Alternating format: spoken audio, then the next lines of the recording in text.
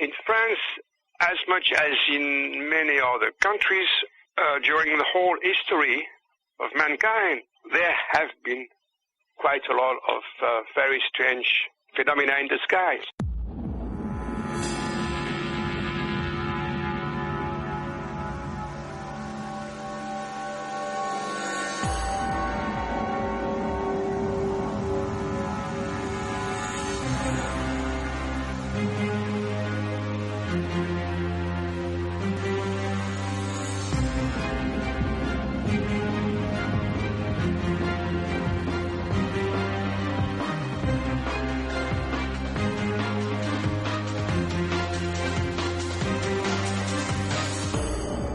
And now, ladies and gentlemen, Banal of America Audio, with your host, Tim Banal. Hello out there, my friends. This is Tim Banal of banalofamerica.com with another edition of BOA Audio Season 3. It is March 23rd, 2008, and this week we're calling over to Paris, France, for another look at international ufology with our guest, Gildas Bourdais, noted French ufologist. He's going to be joining us for an in-depth discussion on the French UFO scene.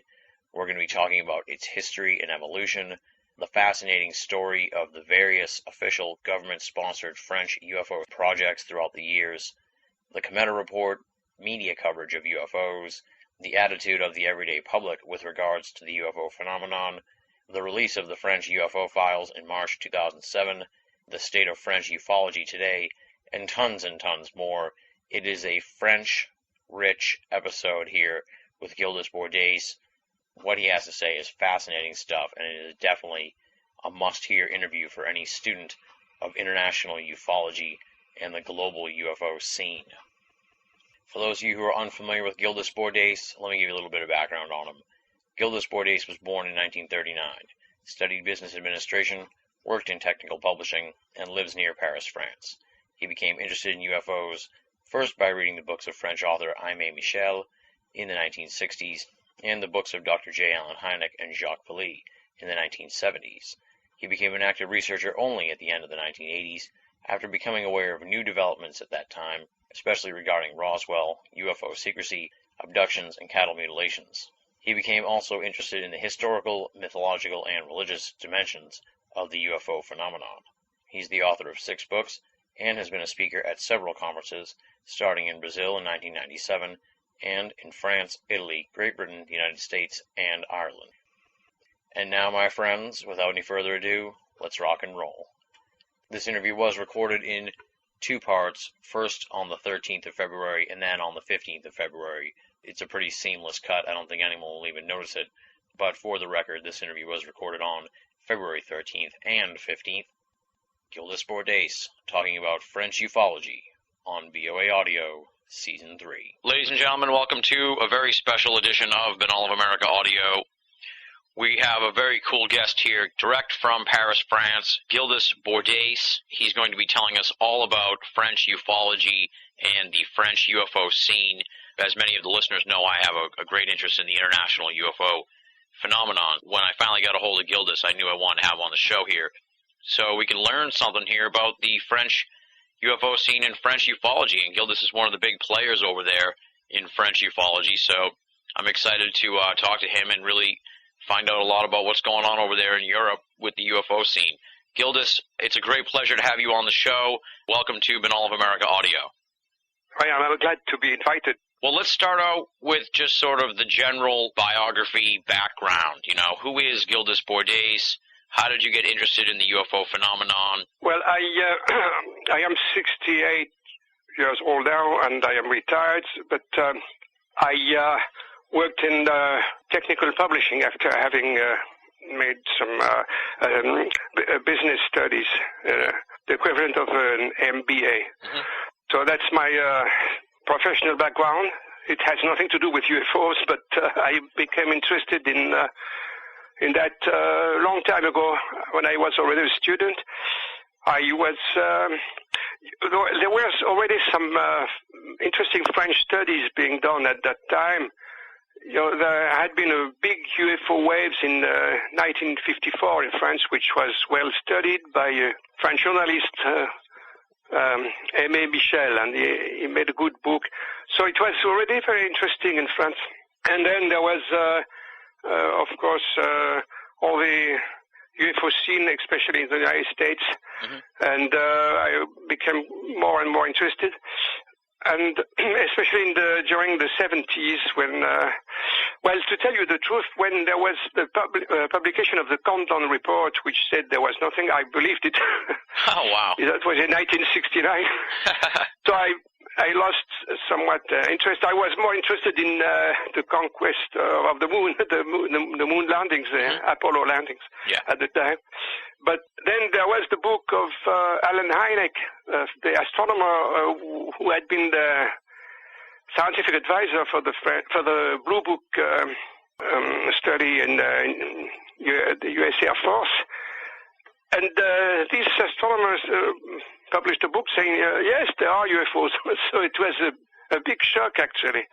And I told myself, if this man says that, there must be something to it, you see. And then I became interested. And in France, at the same time, there were many UFOs observations, and there was a lot of interest for UFOs in France with a journalist, Jean-Claude Bourret, who made radio shows and called OVNI pas de panique, UFOs don't panic, you see. It was very interesting.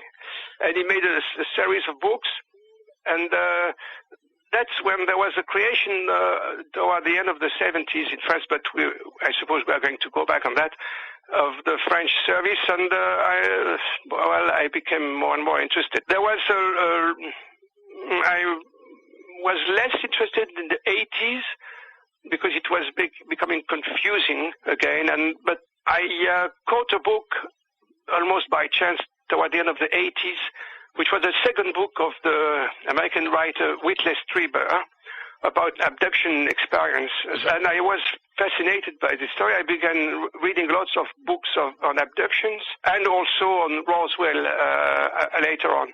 So I became a kind of French specialist on Roswell, and finally I have written books in the 90s, and even recently I have written 6 books, and I have become known as ufologist. That's my story. There you go. You have given me already a lot of food for thought here. Before we talk about the official French ufology, I guess let's talk a little bit about what you know as far as the history of the UFO phenomenon in France. You know, like here in America, we sort of have the airships of the late 1800s, and then we have the Foo Fighters of World War II, and then I'm sure you know, and my listeners know, the history of ufology in America from that point on. Yes. What was going on over in France as far as UFO sightings and the evolution of the phenomenon there? Yes. Well, publicly speaking, there were observations of UFOs around the beginning of the 50s, some interesting sightings. And as I said already, there was a big wave in 1954.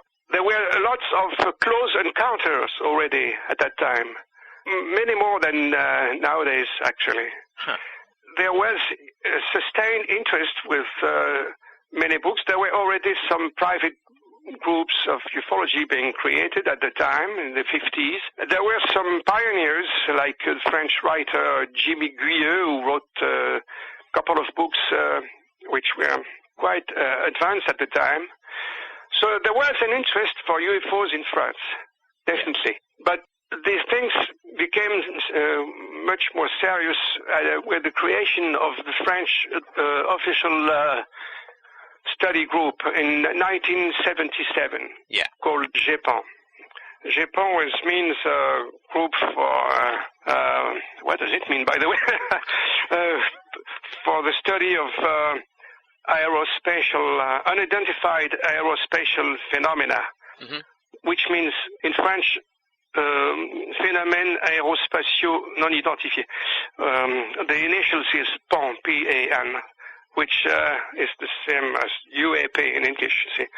Yeah. And so there was a creation of French service in 1977, an official service inside the French National Center for Spatial Studies, Centre National d'Études Spatiales, CNES. It was a small service, of course, but it had the luck to come across rapidly upon some very interesting cases. Let me jump in with a question here based on you sent an awesome article that you'd written called The Death and Rebirth of Official French Ufology. And, right. That's the story, yes. And there'll be, we'll have a hard link to that at the website with the interview. And the question I had that is sort of in the time frame that you're talking about with Japan is that you say in the article that the creation of Japan was really driven by the military and was opposed by science. Exactly. That's an interesting point, I think, because there was military study which was made in 1974, or maybe later, I don't know exactly the date, but a couple of years before the creation of Japan. And it was made inside the Institute for Advanced Studies on National Defense, or in French, Institut des Hautes Études de Défense Nationale. They had made recommendation. I have a copy of it, actually. It was given to me. And they recommended the creation of Japan. But on the other hand, in the scientific and intellectual circles, there was very little consideration for UFOs. They were considered to be phony stories, purely psychological phenomena. And so there was, there was a sharp contrast between the military on one side and some people in the CNES, like the director of the time, Yves Sillard. If you have seen my paper, you have his photo in it. And he was a very important person in the history of French ufology, because he created Japan, and together with the engineer Claude Poher, who had done himself some studies personally, like statistical studies. So these people joined and together for the creation of Japan. That's how it happened. Yeah. After that, there were some ups and downs, as you have seen in my story, in the story, and some sharp ups and downs, actually. You're saying the sharp ups and downs in Japan, or just over the course of time since then, with the closing and the opening and all that stuff? Well, there were conflicts as soon as it was created, actually. Oh, really? That's one thing I didn't mention in my article, but let me tell you a word about that. In France at the time, there was a split among ufologists. Some of them began to be very skeptical about UFOs. Let me explain this way, because there were young people, many of them who were convinced that everything was going to be revealed, that they were going to find the truth about UFOs, etc. Yeah. And that didn't happen, as you know. We are still faced with a big mystery. So they became skeptical, some of them. They began attacking Japan as soon as it was created, French ufologists attacked Japan.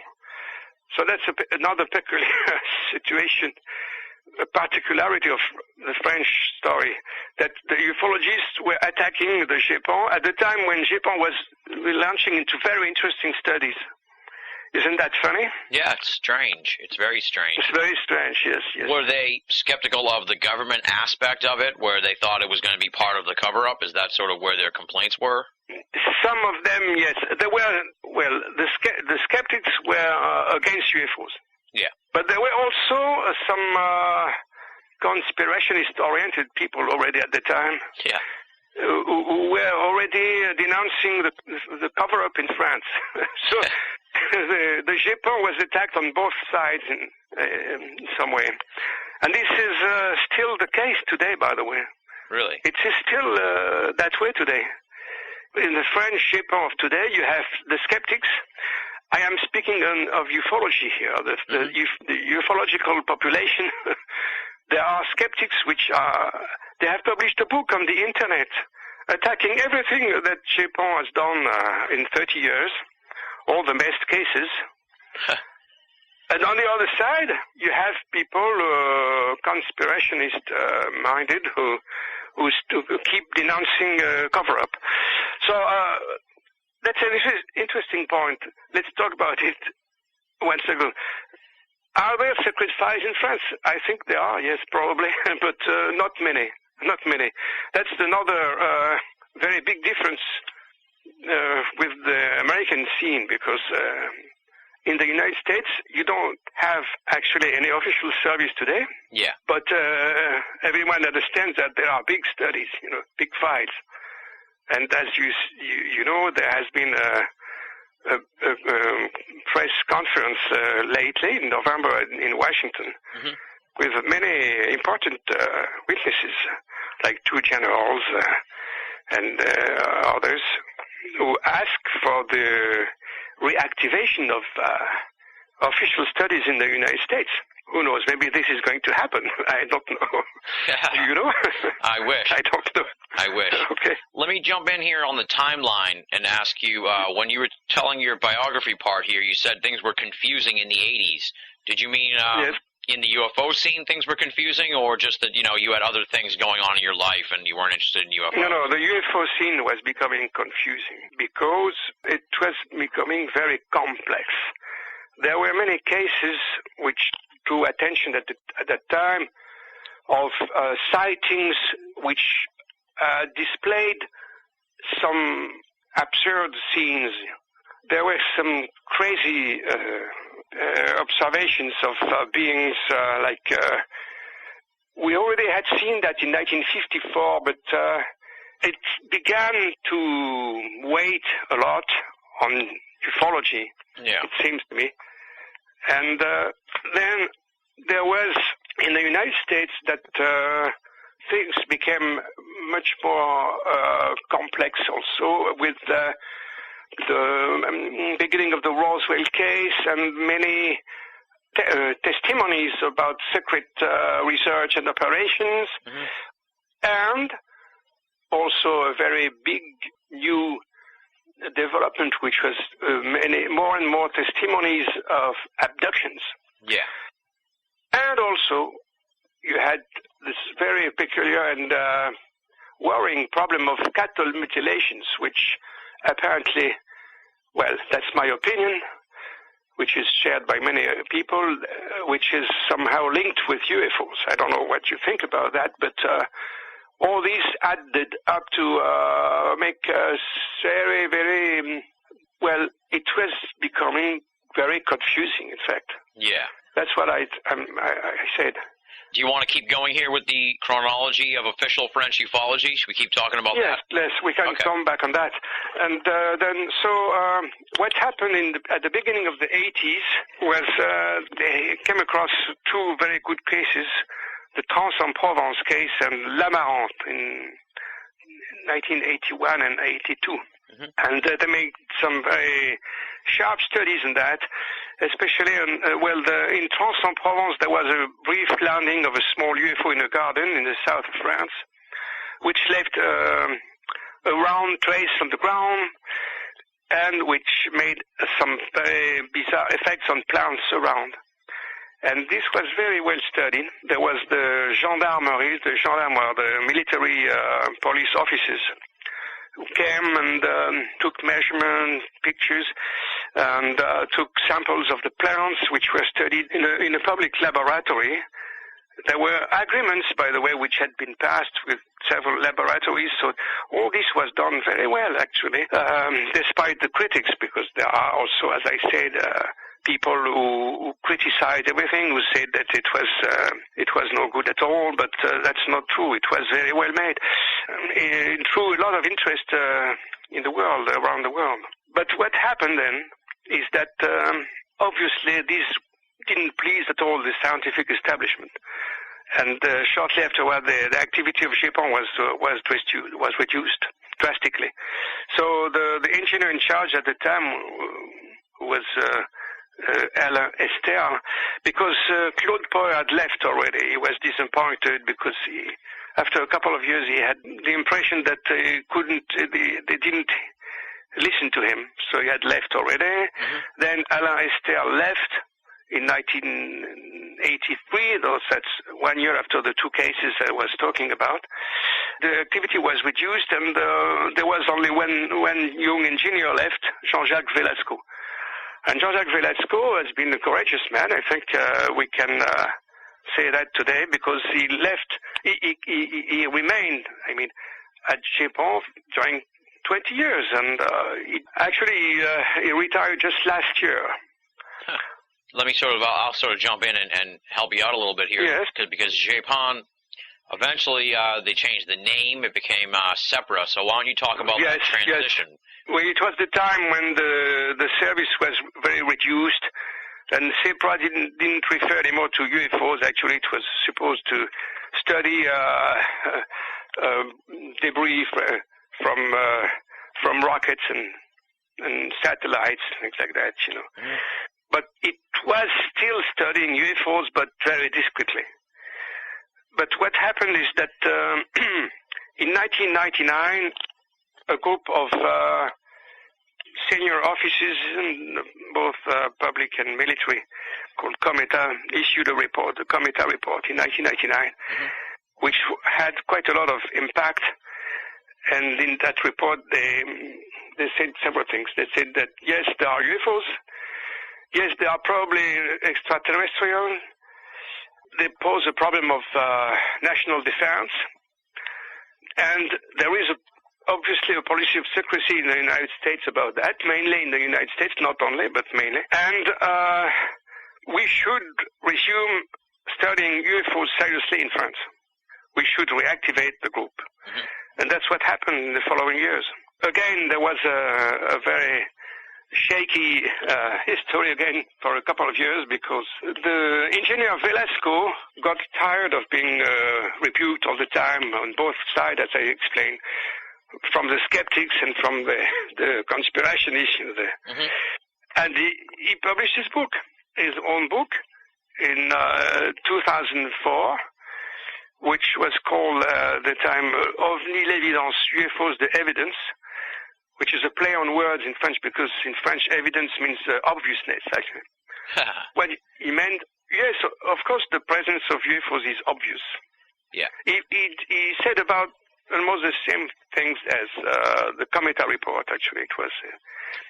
And then there was a almost immediate reaction against that, which was to close the service, the SEPRA. But then 1 year later, they realized that it was impossible to remain that way. There was a lot of pressure in the press and around to reopen it. And the decision was made in July 2005 by a new director of CNES, the French National Center for Spatial Studies, to create a new department. And that was what we have now, the GEPON, the same name with an I added for information. GEPON. So there was a new engineer who replaced Jean-Jacques Velasco, Jacques Patenet, and he is already a senior engineer in CNES, 59. He was 59 already, and he is not very far from retirement now. So probably in a couple of years there will be a new man at GEPON. Wow. And perhaps it will give some new blood to GEPON, who knows, huh? Because this man is an honorable engineer. He's a nice man. I have met him several times. But obviously he doesn't want to shake too much the tree, if I can say that. Yeah. And one of the points that you make in your piece here, The Death and Rebirth of Official French Ufology, is a common misconception by some that Cometa was issued by the French government, which it wasn't. It was a independent civilian report, correct? Yes. It was a civilian, independent and civilian. But to tell the truth, they began the study with the approval of the Institute for Advanced Studies on National Defense, the IHEDN. They began the study inside IHEDN. At the time, the head of IHEDN, General Norlin, approved them. And in the Cometa report, if you have seen it with the illustration, you have the picture of General Norlin, who was high in the military hierarchy. He was a 4-star general, and he approved the launching of that study. But later on, he was replaced by a new man who didn't like at all the study, so they stepped out of EHEDN and became a completely independent and private group. But in that group, you have several senior officers, like the head of the group, General Denis Letty, who is Air Force General, another Air Force General, General Bruno Lemoine. You had Admiral Merlot, who is dead now. You had several senior engineers for armaments, so very official people, actually. Yeah. That's why there was many people and felt that it was an official report, but it was not really. Yeah. That's the explanation. Before we sort of jump into some other stuff, let me just sort of jump back, I guess you could say, to the history of the UFO phenomenon in France. You said that there was this wave in '54, but France has a long history. Were UFOs a part of that history? Was it something that people knew about and talked about, or was it something that sort of just burst on the scene in the 1900s, if you will? So you want to go back a long time ago in history? Yes. What I can say is that in France, as much as in many other countries, during the whole history of mankind, there have been quite a lot of very strange phenomena in the skies. And we had a share of that in France too. Mm-hmm. Definitely, yes. There were observations all the centuries where we have historical records. Yeah, okay. To give an example, there was, in the 18th century, some patients saw a big luminous sphere land in their fields, and they gathered around, but it was very impressive, so they didn't come too close. But suddenly there was a door which opened, and beings which stepped out and fled. That's the kind of story you have. And then the sphere exploded, if I remember well. Weird. Yes, very weird. Now, do you want to talk about the UFO wave of the 50s? Yes. Let's talk about that. The 1954 wave is a very interesting wave because there were many close encounters. Yeah.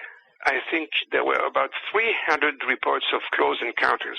Wow. One of the most famous ones happened in the north of France, in a little place called Carouble in France, and the main witness was Marius de Wild, or de Wild, whatever you want to pronounce it. It's a very peculiar case because it has remained probably a secret file. That's an example of it. Yeah. This man was a worker in the steel works nearby, and he was living in a little house along a railway track in the country. It was a rather isolated area. And then he heard noise, his dog barking, and came out, and he came across two little beings which scared him a lot. And there was a craft landed on the railway track. And these beings went back to the craft, and it took off. But after that, they found traces on the railway track, on the wooden pieces. Huh. And later, so the gendarmes, the police de l'air, the air police, etc., the engineers of the railway came and studied all that. And 2 years later, the journalist I was talking about at the beginning, Aimé Michel, who studied that wave, met with a railway engineer who told him that they had measured the weight of the craft with the prints. Mm-hmm. It was about 30 tons. Wow. And Jean-Jacques Velasco, when he became the engineer at CEPRA, he tried to find the file, but could never put his hands on it. Huh. He wrote that in his book, Yeah.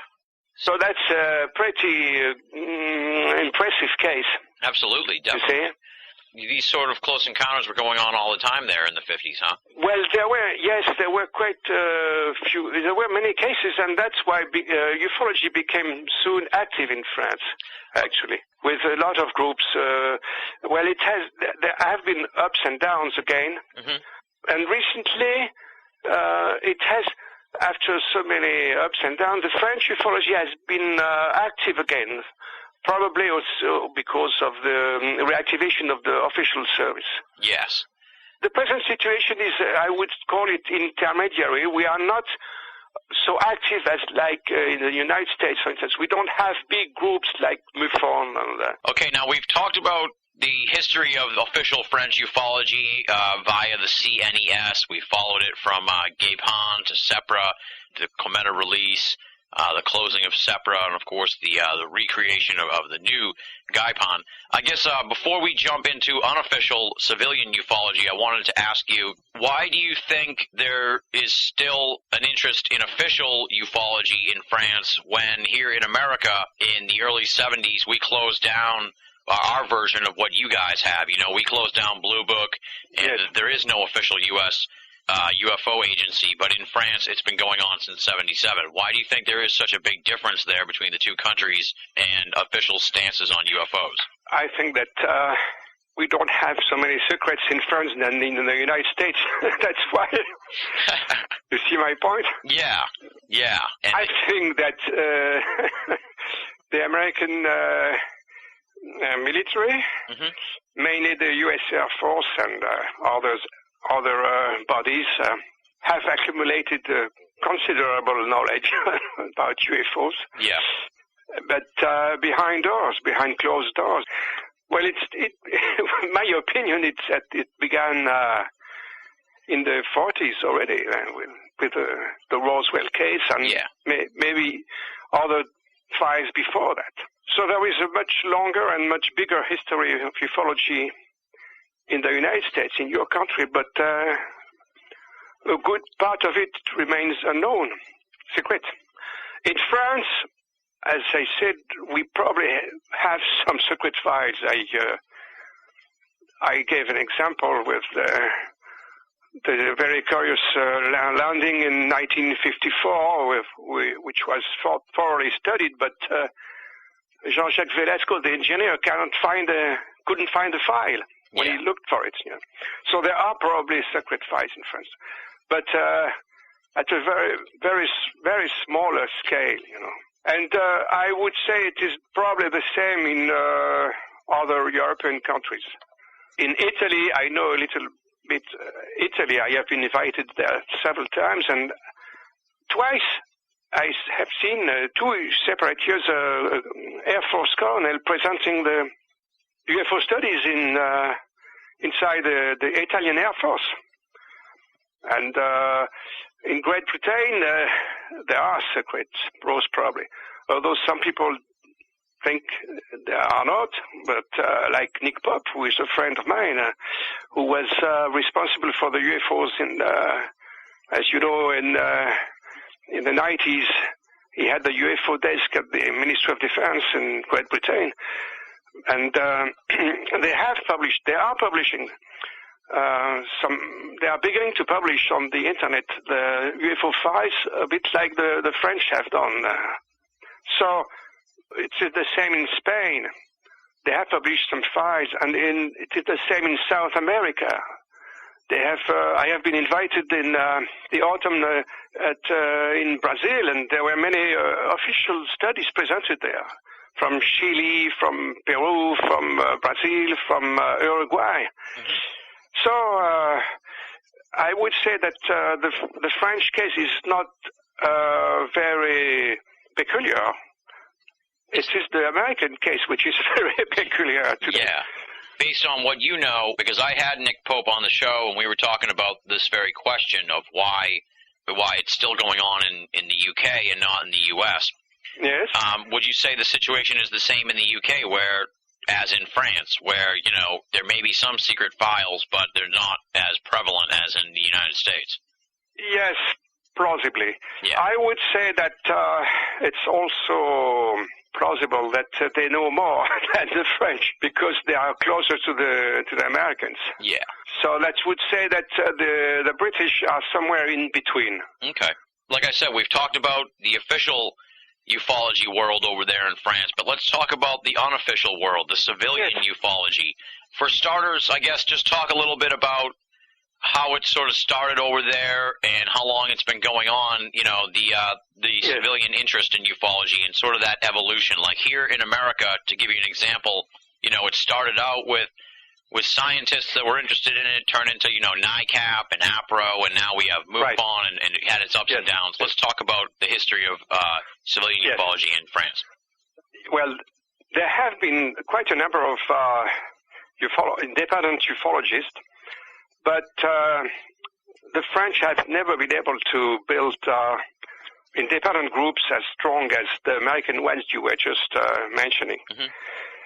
So it has remained a little scattered and with ups and downs along the years and the decades, and it's still more or less the case today. However, we did have some very good studies made by independent groups and publications, and it started in the 50s with some interesting works. For instance, the study of the UFO wave, which I mentioned already, of 1954, which was very well made by Aimé Michel, with a book which he published in 1958, and some other books, some translation to some effect, like books of Frank Edwards, but this was a bit later. Now, it began to take shape in France in the 60s with two groups and magazines.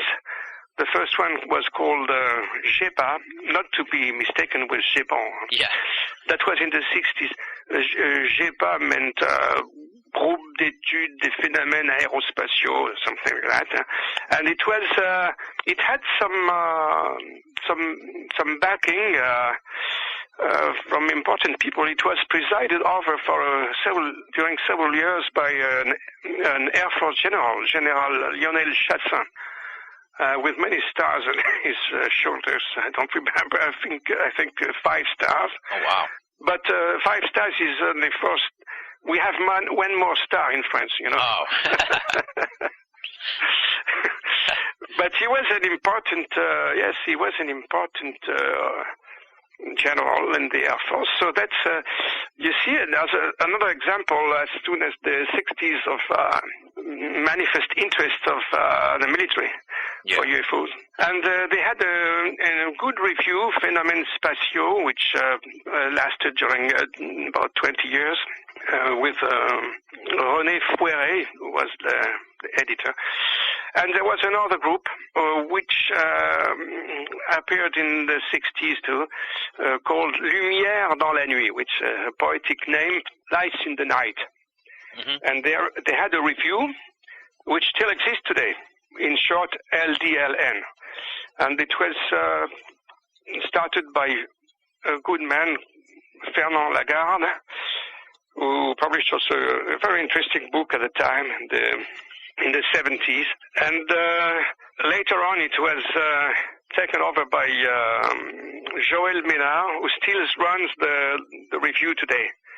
I like this review, although it is a very small one, because it has been keeping a good level of study and thinking in ufology over the years. So I want to stress that. But also there were some journalists, well-known journalists, who began to take interest in UFOs in the 70s. There was a wave of interest, as I mentioned already. Yeah. And there was a journalist, Jean-Claude Bourret, who began to talk about UFOs in a popular radio show, and who published several books in the 70s. So it seemed to be getting momentum in the 70s. However, it didn't went so easily because beginning in 1975 appeared a movement of skepticism in French ufology. One of the main proponents of that trend was Michel Monnery, who came from that group, Lumière dans la Nuit, and who separated from that group and became a complete skeptic with a book which was published in 1975. And it was followed by other books and authors. Michel Monnery joined the very rationalist French institution called Union Rationaliste, the Rationalist Union. Perhaps France is the only country in the world to have an Union Rationaliste. I don't know. That is a very specific French aspect of a French situation. Yeah. And that Union Rationaliste was presided over by a well-known astronomer of the French establishment, who, by the way, was also a communist militant, Larry Flaxman. And this man has been very powerful at the time, and even in the 90s he remained quite powerful. I think he's dead now. But this trend, is part of the French landscape. You have to know that there is a rationalist trend in academic circles, the French intellectual circles, establishment, and scientific establishment. So, how do ufologists stand in front of all these people? Well, they are a small activity, and they have remained so. We have to admit that. The main shape of mind in the French scientific and intellectual world remains one of skepticism. I don't know if we can say that in the United States, but I'm afraid it is still a bit that way too. Yeah. So what happened is that at the end of the 70s, there was a very peculiar situation where official ufology was beginning. With very good studies, as I said already. But at the same time, there was a skeptical trend taking shape, and these people attacked the Japon at the time. Yeah. There was an article in the popular magazine Science et Vie attacking the Japon at the very time when it was created. It was very bizarre. And even Joël Ménard, who is a friend of mine, I met him in the beginning of the 90s when I began studying seriously ufology. He told me that at the time, at the end of the 70s, he was very discouraged because of these people like Monnery and others, and Bartel and Brucker, who had written a devastating book against the French UFO wave of 1954.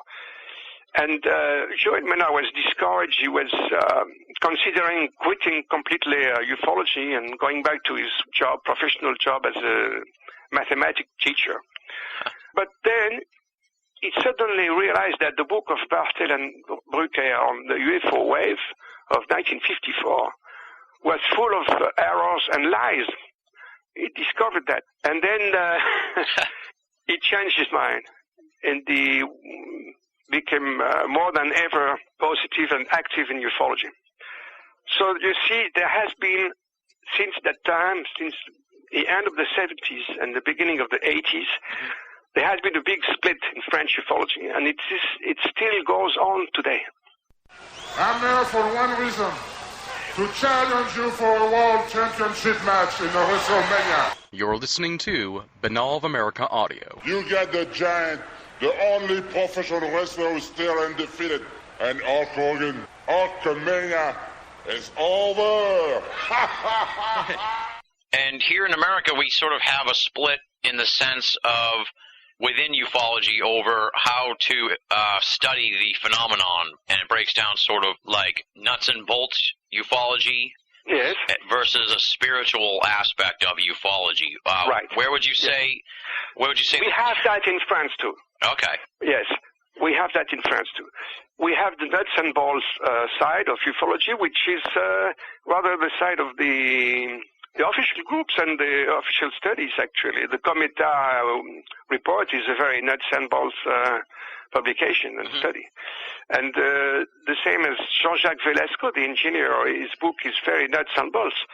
And I must admit that I am myself a little rather on that line, although I differ from these officials because I open to the idea of parallel worlds and other dimensions. Now, I would like to try to explain something. Sure.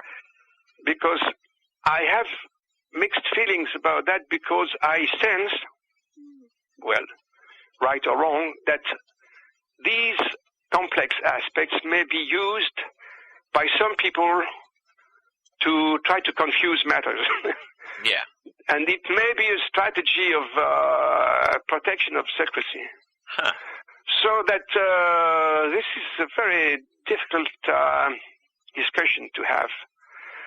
And maybe I'm going to shock some people now because I think that I have this feeling about the many books of Jacques Vallée. Yeah.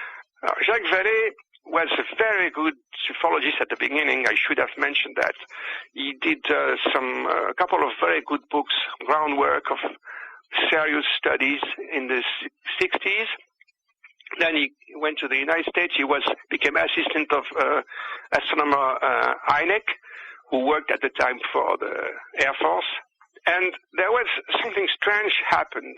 Toward the end of the 60s, Jacques Vallée published the first book, which was very interesting. In fact, it was translated in French in 1974, Passport to Magonia. You probably have heard of that book, I suppose. Oh, yes. And this was probably the first book which opened the gate to that sort of reflections that maybe UFOs were not what we thought they might be, like nuts and bolts crafts, but something much more, much stranger. Yeah. Coming from other dimensions, etc. And he opened the way also to the reflections, where he wasn't the first one actually, but he launched a new reflection on the historical aspects with all the old legends with fairies, etc. Yeah. And after that, he published another book in the 70s, toward the end of the 70s, called Messengers of Deception. I remember that I was a bit shocked by that book at the time, and I wrote to him, but he didn't answer. I told him, I don't understand what you are saying now, because he was beginning to suggest that we were in the midst of many lies and disinformation, but he had a very strange approach to that. He was suggesting already that many stories of nuts and bolts UFOs and of maybe crashed UFOs, that was a bit later, but he wrote many books like that in the 90s, like Other Dimensions, Confrontations, and Revelations. There was 3 books in a row developing that sort of idea that the stories of UFO crashes, of abductions, of extraterrestrials were all wrong, and were probably, some of them at least, were disinformation. So that's where the things were. The discussion became very complex and difficult. Yeah, I think. So there is that aspect, but yes, there is also in France a distinction to be made among people who believe in UFOs. I shouldn't say that; that's not a good word. who have an interest in UFOs. There you go. There are those who keep thinking in terms of nuts and bolts crafts, or being able to travel through other dimensions, which is already a bit more complex. But also, there are other people who more and more have been thinking in terms of spiritual dimensions, or whether angelic or demonic also, because we also have authors like that in France, like in the United States. in the United States, one of the people who opened that door was John Keel, for instance. Yeah. With some famous book like the Mothman Prophecies. And we have that sort of thinking in France, too. We have about the same categories of thinking in France as in other countries, I would say. What would you say the thoughts are in France regarding the American UFO scene? You know, is there resentment of America? Because, as you said earlier, you think that we have probably more secret files than France, and that we've been in the UFO game, if you will, for longer than France. What's the attitude in France regarding American ufology and America in general with regards to UFOs? Yes, I think there is something like that, yes. You said resentment. Yes, there is a kind of irritation and resentment. You see it in the Cometa report, for instance. Mm-hmm. You can sense that in the Cometa report. They mentioned the problem of UFO secrecy, and French ufologists have that way of thinking. I must admit that I do have that way of thinking too. Although I like very much the United States, and I like to be invited there. And I was last year twice, by the way. I was in Roswell and at the X conference in Washington. Mm-hmm. I had the pleasure to be invited, thanks to your friend, I think, Trish Sheridan. Yes. By the way. And so there is, let's try to be clear as possible. Mm-hmm. I don't have a personal grudge or hostility against the American people. Not at all. But we are some people who think that, yes, there is a big secrecy, and we would like to know more about that. Now, may I add something? Another idea which seems important to me. Mm-hmm. It is that the question is it wise to ask so hard for the end of secrecy? You know, I'm not so sure at all. After having thought about it, perhaps it is better if some secrets remain secret for the time being. I don't know. Perhaps I am surprising you now, but that's the way I begin to feel now. Just to extrapolate on that, what secrets do you think need to be, I know they're secrets, so we don't know exactly what they are, but what aspects of the secrecy do you think need to be held back? Well, I would say that it's probably very complex in the sky. Well, the history of mankind is complex, and the history of other civilizations is very complex, probably. Mm-hmm. From extraterrestrial or other dimensional, etc. Yeah. And they may not be all friendly. Yeah. There may be some dangers outside. That's one reason. And the fact that there have been so many abductions and seemingly genetic manipulations, all that is not very friendly. It doesn't sound very friendly to me. Cattle mutilations also, and another reason is that there is that historical dimension of the whole story, which may have tremendous effects if it was revealed all at once, you know, in one big package. Yeah, and I just want to make note that the question here about American ufology came from our writer, Michael Chiron Brun, so that's not a question. I just wanted to make note of that. The next subject I want to talk to you about is the role of the media over there in France and their perspective on the UFO phenomenon and maybe how that's changed over the years. In your recent article here, The Death and Rebirth of Official French Ufology, you mentioned that it seems like maybe things are getting better. So I guess just talk about that evolution and maybe when it was bad and how it's getting better and all that good stuff and how it's changed over the years. Yes. All right. Well, there has been some hesitation in the French press in the last few years, especially regarding the recreation of the official service. But, yes, as I said in my article, perhaps the mood is changing and is becoming a little more positive and favorable. Well, we will see if this is confirmed in the coming months and years. But if you permit, I would go back in the years before. Sure, go ahead. There was a more open attitude during many years, in fact. I mentioned already, a series of articles and radio programs in the 70s, which were favorable, and the radio program of Jean-Claude Bourret. And he was very popular at the time. I remember there was a conference by Jean-Claude Bourret in the 70s at the big concert hall in Paris, the Salle Pleyel. It was full of people. There were 2,000-3,000 people, I don't know, at least. Wow. To listen to Bourret on UFOs, you see. So it was still favorable. Even in the 80s, we had there was a very interesting program with many people in 1984 on French TV. And Jean-Jacques Velasco was there, and there were other well-known people.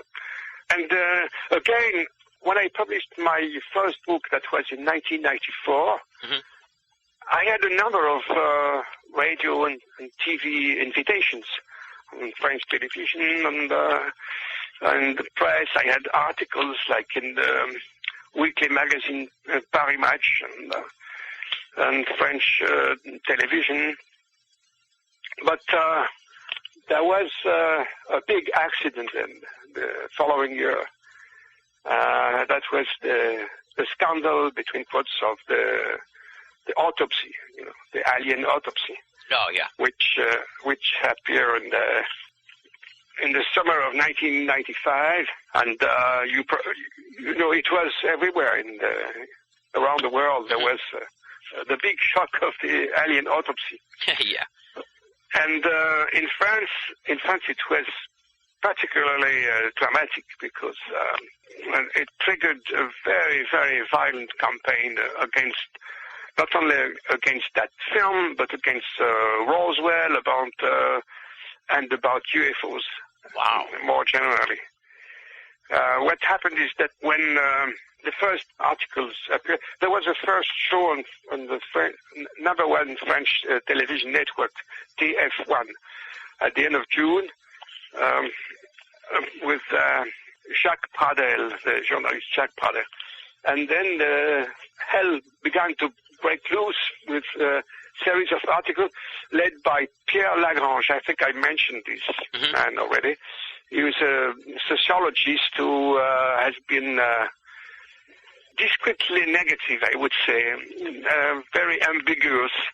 But then, at that time, he signed a big article in the popular magazine Science et Vie, mixing everything and saying that it was completely ridiculous and that Roswell is ridiculous. It's a story of weather balloons, mogul balloon, and that there was an inquiry which had been made by the General Accounting Office, an official study.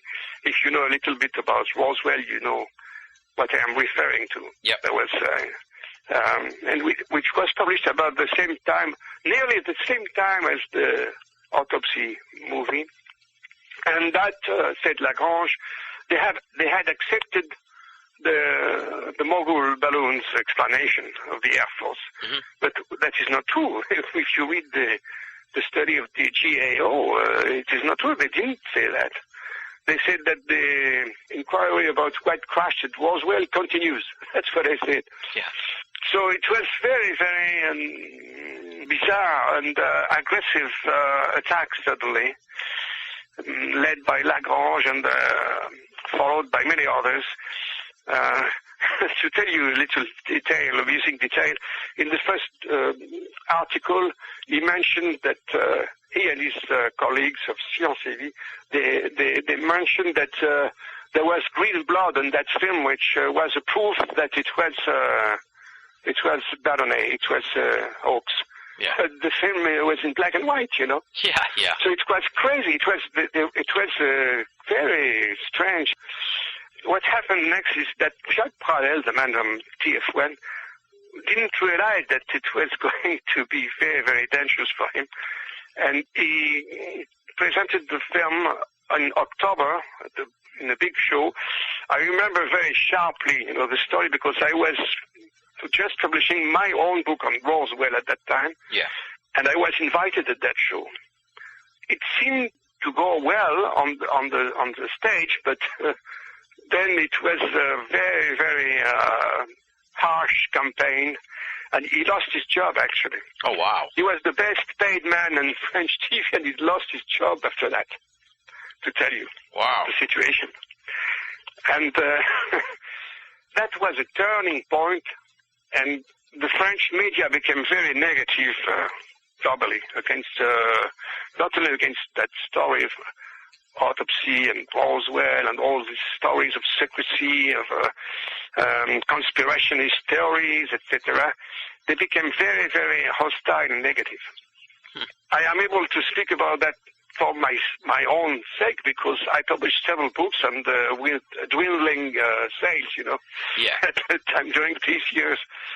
And but what happened is that there was a reaction, and we have already mentioned the Cometa report in 1999, so that was the beginning of maybe a new page which opened then. Yeah. And which led to the recreation of the official service in 2005, and there was a change of mood in the media. For instance, the same newspapers which had been so violent in 1995 and years after, which were L'Express and Libération. Libération is a trendy daily paper, and L'Express is a major weekly magazine. They had been very aggressive against the film, the autopsy, and again against the Cometa report in 1999. But then, when the CNES, the French National Center for Space Studies, reopened the studies, they changed their mood, and L'Express, the magazine L'Express, devoted 6 pages, positive pages on the CNES studies, the Shaitan studies, that happened in 2006. But there was a kind of hesitation.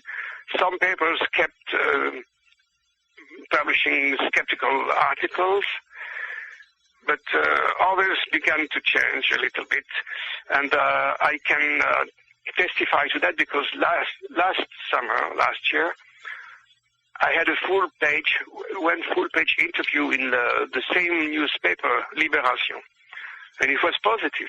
They gave me the one page to talk positively about UFOs. So the fight is going on. The fight is going on. Yeah. Between skeptics and believers, between quotes. Yeah. Because there was last year, there was a very negative, a big TV program on national television, which was quite negative.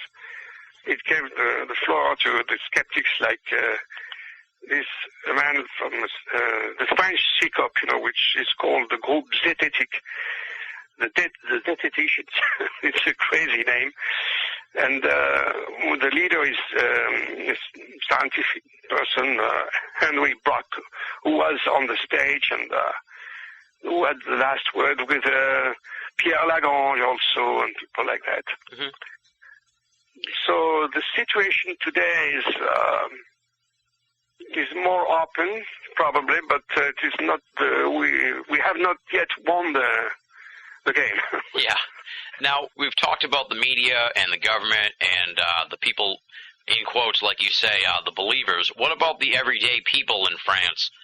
What is their perspective on the UFO phenomenon, would you say? You say, that originally a lot of these ufologists, after they didn't get answers, they became skeptical. Would you say that's sort of the general trend in France as far as the people go, or what would you say is the attitude in France of the general population? From what we can learn with the polls, we don't have many polls, not as many as in the United States. I made a study about that several years ago, and when, let's say, roughly speaking, the American public is ready to admit the reality of UFOs, I would say, it depending on the years, from 30% to 50%, I would say. Mm-hmm. I don't know if recent polls have confirmed that. It depends how the questions are posed, etc. But it's more like 50% nearly. But in France, it is less. I would say that it is rather on the side of 20% or 30% will be a maximum in France. Okay. You see, so the French people are more skeptical, yes, than the American people regarding UFOs and maybe other things. we still have a long way to go in France, I believe. Okay. But we are making some progress. There you go. Thanks to people like you, of course. Well, I hope so, yes. Yeah. I have written 5 or 6 books now. And there are many other books. I would like to pay tribute to my friend who is dead now, Pierre Guérin, was an astronomer, maybe the only astronomer who dared to take sides publicly in favor of UFOs many years ago. He was a guest on a big French TV show on the beginning of the 70s, by the way, and where he presented the book of astronomer Alan Hynek. Mm-hmm. And it was a successful show. And the last year of his life, in 2000, he finally published his only book on UFOs called UFOs, the Mechanism of Disinformation. So he was very concerned about the problem of UFO secrecy. Yeah. There have been some other books like that. I would like to quote the book of my friend François Parmentier, which was published a couple of years ago.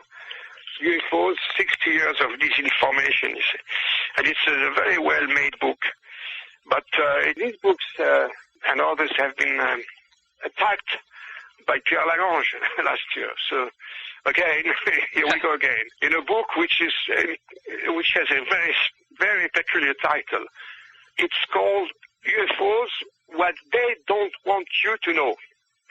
And the subtitle says Army, Secret Services, Debunkers, and Other Masters of Intoxication.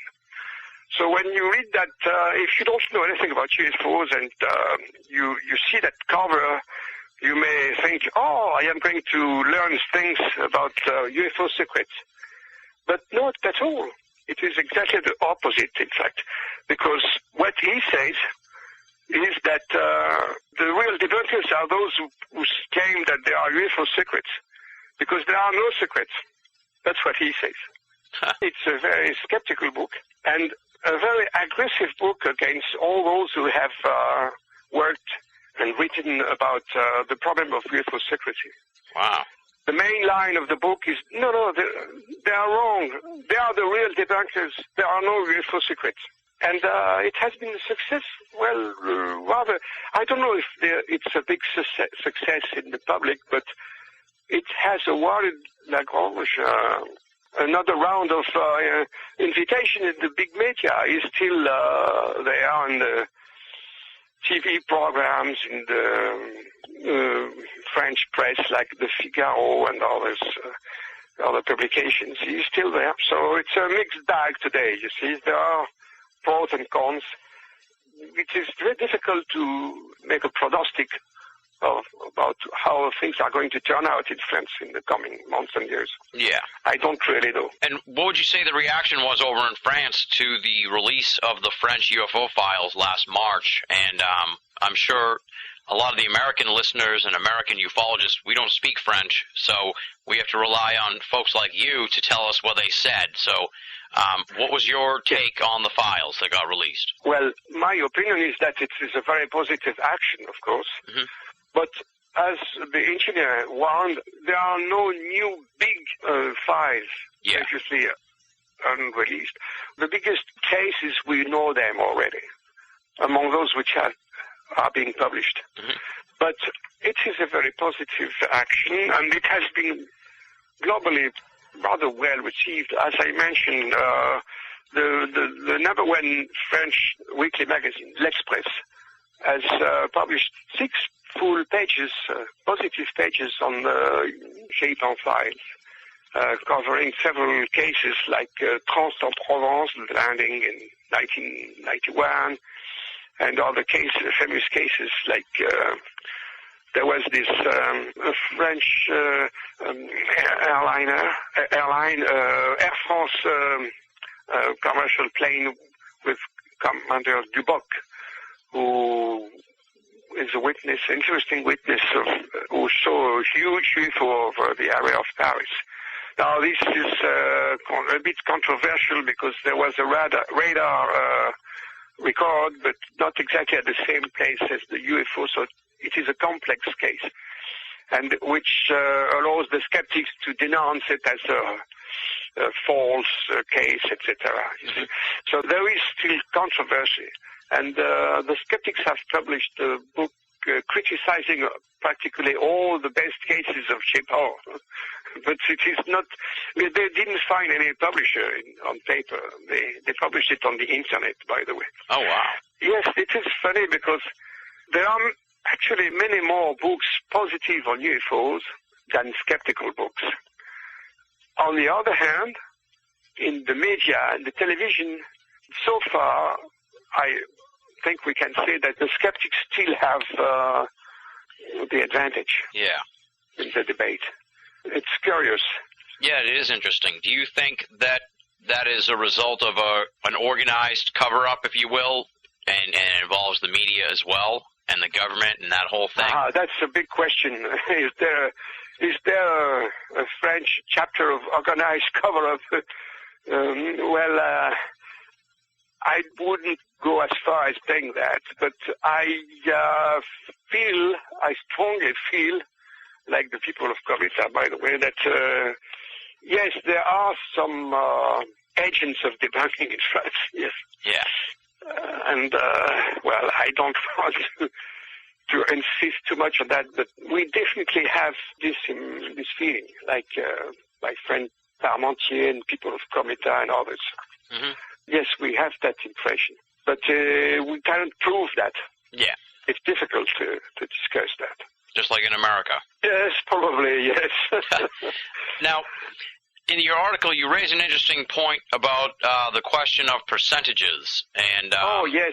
That's definitely something I want to talk to you about. So let's sort of dive into that issue of percentages, because you sort of take the perspective that it's more than the usual believed 5 to 10% that most people chalk up, and you say it's probably higher. So let's talk about that. Well, yes, it's one of the very positive aspects of the release of the files, the official French files, because they have completely reevaluated the percentage of unidentified cases. Mm-hmm. If you go to the website, you will see that they give 28% of unidentified cases. So it is much more than it used to be. Even recently, in the books still favorable to UFOs, like the book of Velasco and the book of Yves Sillard, now the president of the steering committee of Japan, they gave figures of 13% to 14%. So it's quite a jump to 28% now. It's rather peculiar, but when you go back in time and you see the story of the percentages, you realize that there were other high percentages like that. For instance, in the 1950s in the United States, the Blue Book asked a study to the Battelle Memorial Institute, and it was they arrived at in the Special Report 14, how is it called now, to a percentage of 21.5% of unknowns. It was a very serious study in the 50s, over the period of 1952 to 1954. There are nearly 2,000 cases, nearly, about the same as Japon, the same order of figures.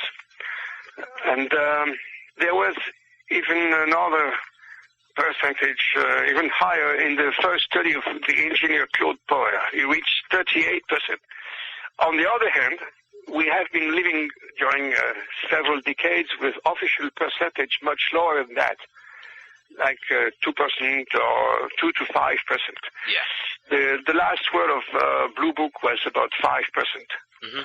And perhaps you will remember that Nick Pope gives about the same figures for the official files in England. Yeah. 2 to 5%. Well, perhaps they are going to revive that figure too. So I think that, well, it depends how you consider the cases, of course. But I would say that very roughly, the number of unknown cases is more on the side of 20% than 2%. Okay. Definitely. Yeah. The final sort of question I have here, and hopefully we can get it in, is what would you say the state of French ufology is nowadays? Is it coming around? Is it promising? Yes, it's. I think we can be fairly optimistic. I would say that the French are back on the map of ufology, and that we are going to make some progress. Hopefully. I hope so. Excellent. And what's coming up next for you? What do you have coming down the line? Any more trips to America? I hope so. And what do you have planned? I don't have any invitation for the time being. But yes, if I am invited, I will be glad to come, of course. But I have just published a new book, which is not completely new, which is called Celestial Visions and Cosmic Visions, in which I try to cover the whole history of visions of all kinds, from ancient mythology to UFOs today. And I have even included science fiction and modern art, which is another topic I have studied a lot. So it's a general presentation of cosmic and celestial visions. The idea is that our relations with the cosmos is very important, and we have perhaps forgotten that. Yeah.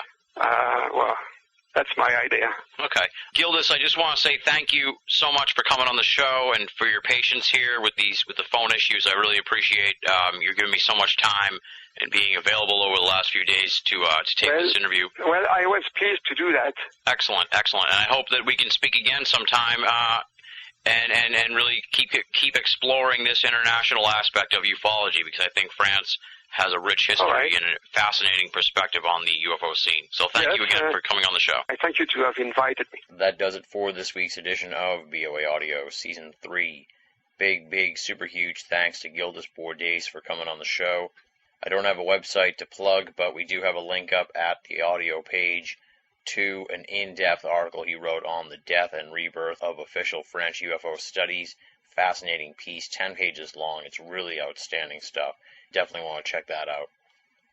Moving right along now, it's time for BOA Audio listener feedback. This week we're not going to read a specific email, just respond to some of the emails we've gotten here over the past week. Many people wrote in to us about the death of esoteric radio pioneer Michael Corbin, and I definitely just want to put over how hugely important Michael Corbin was to esoteric radio. He was definitely one of the people who laid the groundwork for folks like me and shows like BOA Audio. For those of you unfamiliar with Michael Corbin, definitely want to check out the website rememberingmichael.wordpress.com. It's a new website that's been set up to, as the title sort of suggests, Remember Michael Corbin. He was a tremendous esoteric radio interviewer. He spoke to just about every big name in the field, and as I said, he definitely was a trailblazer for the online esoteric world as well. We'd like to make a big point here on the show of remembering the history of the paranormal world that so often gets lost in the shuffle. We definitely want to put over Michael Corbin here at the end of the program, dedicate this week's show to him, and thank him for his work and contributions to the field of esoteric radio. If you'd like to be a part of BOA Audio listener feedback, there's 3 ways to do it. Yes, we've added one. You can write to boaaudio@hotmail.com, or you can go to benallofamerica.com and click the contact button. The third method is join up at the BOA forum, theusofe.com, theusofe.com. Join up there. It's free. You can post your questions, comments, and discuss the various BOA Audio episodes there. I'm going to try and throw that plug in more often here at the end of the show, for folks who haven't checked out the usov.com, the official BOA forum. Regardless of how you get in touch with me, it all funnels towards BOA HQ and into the BOA Audio listener feedback mailbag. Up next, of course, is the thanks portion of the show. Let me run down the list of the fantastic BOA staff. Leslie, Chiron, R. Lee, Joe V, Tina Senna, and Rochelle Hawks. There's always some great stuff from the BOA writing staff. Monday, Tuesday, Wednesday, and Friday there are new columns at BOA on a continual basis. So there's so much going on at BOA. If you're only listening to BOA audio and you're not reading the columns, you're only getting half the story. BanalofAmerica.com. Make it a part of your everyday search for esoteric news and opinion. Much like I was kvetching about last week, what you just heard in tonight's episode, hour-and-a-half long call to Paris, France. A few weeks ago you heard an hour-and-a-half call to Ireland. Before that, a 2-hour call to South Africa. Ladies and gentlemen, that's 3 long international phone calls. I can't even tell you how much those cost me. If we want to keep reaching out across the oceans and speaking with great esoteric minds from around the globe, we're going to need your help to offset the costs. How do you do that? Simple. You go to BanalofAmerica.com or the BOA Audio Archive page, click the PayPal button, and make a donation. No donation is too small, and all donations go towards keeping BOA Audio and Banal of America up and running, and keeps the cost at what it is now, which is free for all of our great listeners and readers worldwide. Next week on the program, it's the 2nd annual BOA Audio Baseball Special. We got so much great feedback on that last year that I definitely want to do another one, and so it shall come to pass. I've already taped about a half hour with Paul Kimball, taped a half hour with Lauren Coleman.